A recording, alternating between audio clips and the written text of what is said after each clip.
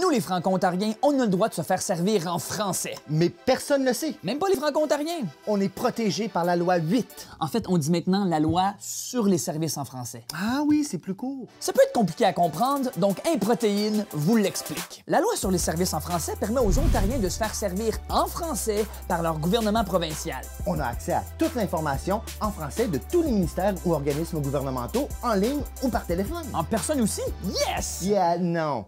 Juste dans les régions désignées. Oh. Bon, c'est quoi une région désignée? Une zone où les francophones représentent au moins 10 de la population. C'est chiant pour Toronto? Non, parce qu'une ville qui compte au moins 5000 résidents francophones est aussi considérée région désignée. Puis il y a plus que 5000 Franco à Toronto? Oui! Yes! Mais pas à Sarnia. Oh. Là, vous vous dites sûrement, je veux un exemple. Tu veux vendre ton char. Hein? Tu te rends à Service Ontario, puis tu leur montres ton test d'émission et ton certificat de sécurité en français. Hein? Ton e-test puis ton safety. Oui! En français! On peut pas parler de tout ça là, sans parler du père de la loi sur les services en français. Bernard Grandmaître. Un grand homme. Le premier franco-ontarien. Il s'est battu contre 100 Shriners avec une épingle à chapeau en sauvant l'hôpital Montfort. Puis c'est aussi lui qui a écrit Notre place. Non. Bernard Grandmaître, c'était le ministre délégué aux Affaires francophones et en 1986, il a fait adopter à l'unanimité la loi sur le service en français. Mais surtout, aujourd'hui, il y a des troisième années à Barrhaven qui fréquentent une école qui porte son nom. Mais on peut pas parler du père de la loi sans parler du père de la loi, Albert Roy. Qui?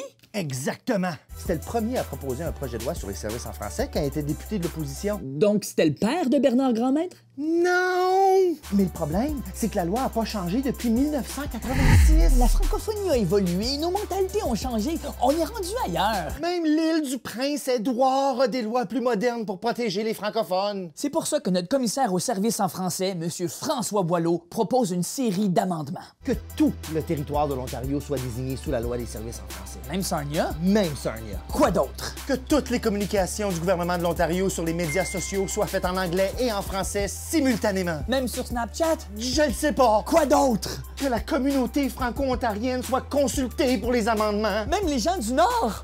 Pourquoi pas? Quoi d'autre? Qu'on se serve de la définition inclusive de francophone et qu'on offre activement les services en français. Même si on comprend pas ce que ça veut dire? Surtout si on comprend pas! Et c'est important que le travail commence aujourd'hui. Parce que demain, j'attends le gars de la fournaise.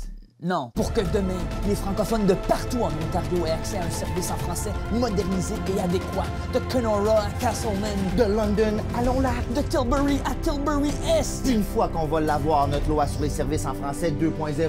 Faudrait peut-être s'en servir. Puis en passant, là, si vous n'êtes pas satisfait des services en français que vous recevez, faites une plainte. Ça prend 2 minutes en ligne. Le commissaire Boileau, il attend juste ça. C'est sa job.